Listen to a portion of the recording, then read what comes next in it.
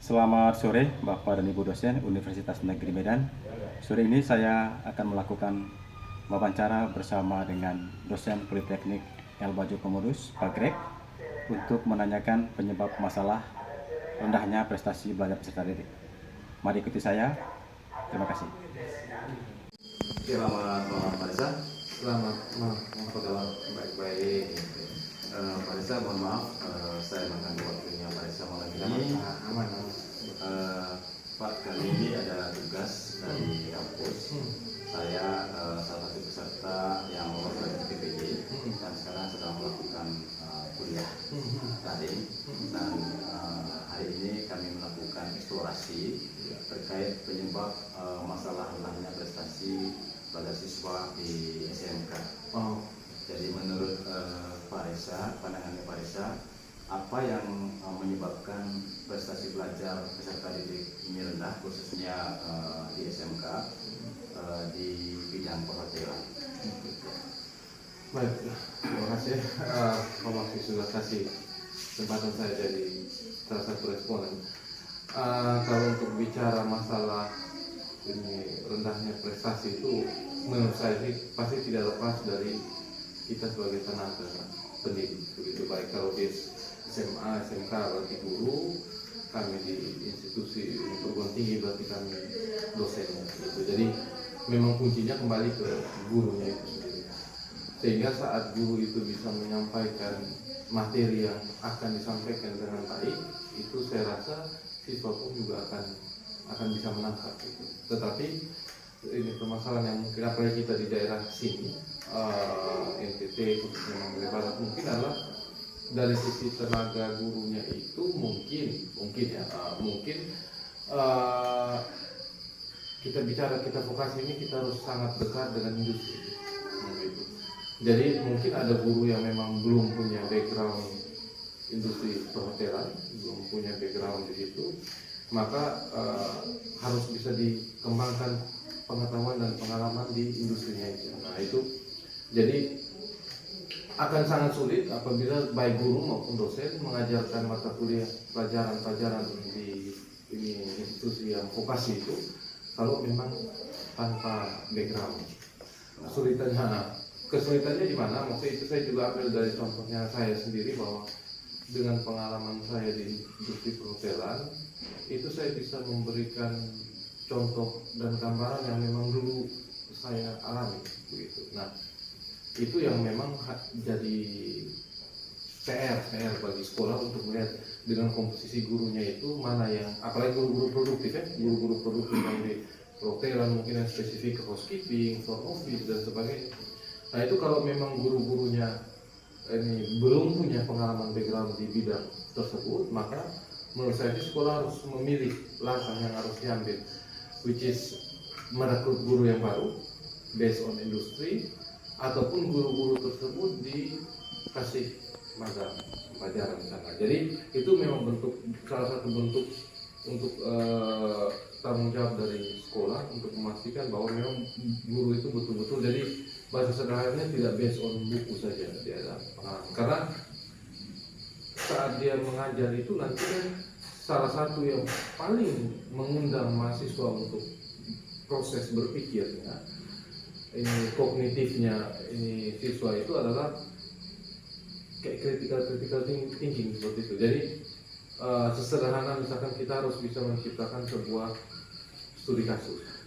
Nah studi kasus itu memang di buku banyak, tetapi kalau dia pernah di situ atau dia pernah magang, dia mengambil studi kasusnya di situ, dia bisa akan lebih mudah menjelaskan. Karena kita menghadapi studi kasus itu, apalagi berhubungan dengan masalah konflik dan sebagainya, itu juga berjalan emosi baik dari si tamu maupun si karyawan itu. Nah emosi-emosi itu erat sekali hubungannya dengan sikap, begitu. Sehingga kita saat di industri jasa itu ya memang sikap itu menurut saya komponen paling penting dari attitude, skill dan knowledge itu, yaitu sikapnya. Sehingga kalau sekolah bisa mengatasi dan mengidentifikasi dari komposisi guru mana yang memang sudah cukup pengalamannya, mana yang belum, dan dia bisa buat program untuk magang, itu mungkin bisa menjadi salah satu cara, sehingga setelah dia magang mungkin kalau ada kesempatan coba ikut sertifikasi kompetensi, sehingga para asesor bisa melihat bahwa betul si guru ini kompeten di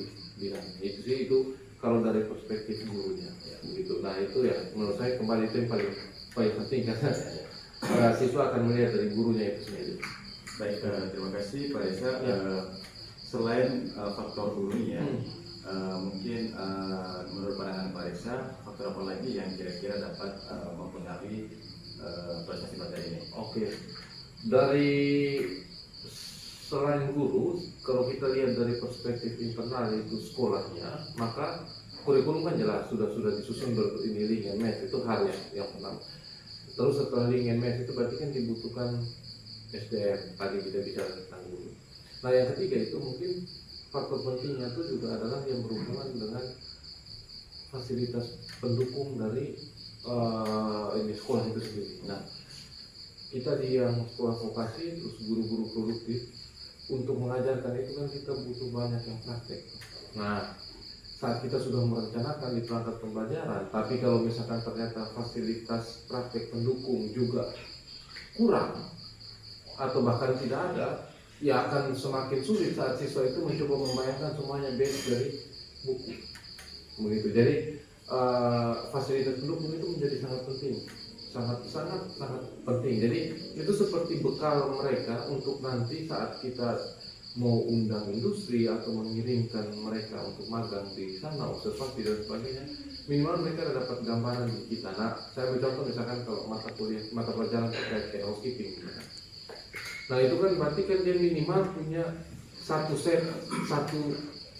fasilitas kamar yang sesuai dengan standar yang di hotel.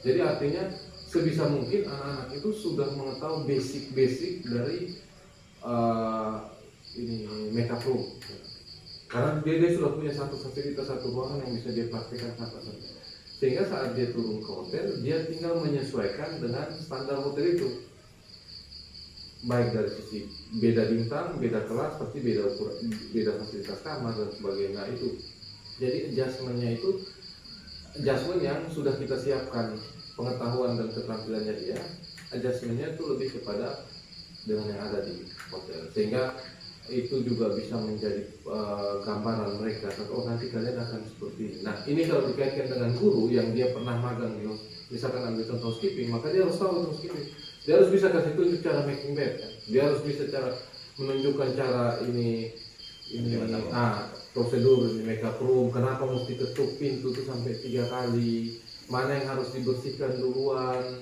bagaimana kita ini makeup bed, habis itu amenities yang ada di sana, gas supply dan sebagainya. Nah itu butuh orang yang pernah di sana. Dia akan sulit kalau dia belum pernah. Nah saat orangnya ternyata sudah ada tapi dia tidak punya ini perlengkapan yang makeup room seperti itu, kan dia juga akan sulit. Dia akan menunjukkan dari gambar, sehingga anak-anak sulit untuk mengimplementasikan. Sehingga akan sangat terkait apabila gurunya sudah sesuai kompetensinya, pengalamannya sudah oke, dia sudah perangkat pembelajarannya sudah oke, tapi kalau fasilitas praktik pendukungnya tidak ada juga percuma. Dan sebaliknya, fasilitasnya lengkap tapi gurunya memang tidak pernah di sana atau hanya sekedar kasih saja dia ngajar ini, nanti baru cari dari buku. Jangan sampai begitu saat mau praktek, ingat kita vokasikan 60-70% kan praktek. Nah, karena dia belum pernah, bagaimana dia tunjukkan cara making bed? Ya kurang lebih 2 poin itu akan sangat terkait dan menurut saya bisa menjadi yang paling besar sih begitu. Baik, terima kasih Pak Esa.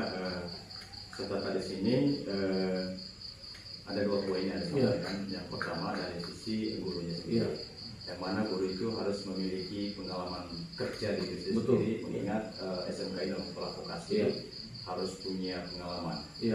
Sebab kalau mengandalkan buku akan sulit penyerapan itu dari sementara gurunya belum bisa. Kita vokasi tuh. Itu jadi tentu ini menjadi pertimbangan oleh lembaga pendidikan SMK untuk program pelatihan untuk guru yang belum punya basic di bidang tersebut. Terus yang kedua, fasilitas pendukung itu sangat mendukung dalam proses pembelajaran di sini, karena itu berhubungan dengan praktek potensi, sehingga nanti mereka bisa punya pengalaman praktek ketika misalnya mereka nanti akan lebih magang. Iya, betul Pak Esa. Mungkin saya tambah sedikit. Mungkin ini kalaupun gurunya sudah punya pengalaman dulu, tapi kalau di assessment di assessor itu salah satu poin penilaiannya dan dia punya pengalaman, tapi kapan pengalaman itu dilakukan? Kalau sudah lebih dari 3-5 tahun, ya di refresh lagi. Sama seperti di hotel. Ini HRD kan atau HOD kan pasti punya program untuk refreshment terus. Itu salah satu cara untuk kembali mengingatkan standar itu. Jadi guru pun juga kalaupun dia sudah lewat, apalagi lewat sampai 5 tahun ya, kirimlah kembali ke sana. Begitu. Jadi itu harus turun dari programnya. Mungkin kalau ada program dari pengembangan SDM-nya salah satunya seperti itu ya, tinggal libatkan asosiasi atau pihak industri untuk jadi mentornya di situ. Bahkan sekedar dari ini ketemu untuk diskusi akhir-akhir ini, atau kira-kira kalau orang bule itu western itu mereka di sini ini biasanya konten yang paling sering muncul dari mereka itu apa? Itu bagaimana penanganannya, prosedurnya. Kalau orang Indonesia bagaimana? Ya, itu misalkan terkait yang dikasih. Jadi update tadi dengan untuk pengalaman Meskipun dia punya basic, tapi kalau misalkan dia tidak update, ya, maka sekolah harus memfasilitasi ya, untuk melakukan pemagangan atau ya, pelatihan supaya mengikuti perkembangan yang ada. Betul ya, jangan sampai gini. Ini teman-teman guru maupun teman-teman dosen dimanapun mereka masih menggunakan misalkan prosedur pembersihan kamar sebelum COVID. Ya, sedangkan setelah COVID itu kan itu berubah semua prosedur-prosedur.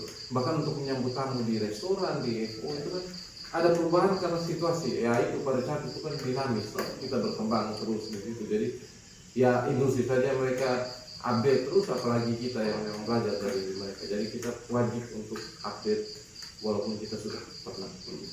Baik Pak Esa, terima kasih untuk pandangannya terhadap prestasi dari SMK ini. Jadi mohon maaf saya mengganggu waktunya malam. Siap, aman. Terima kasih. Jangan lupa. Sama-sama, terima kasih. Selamat malam.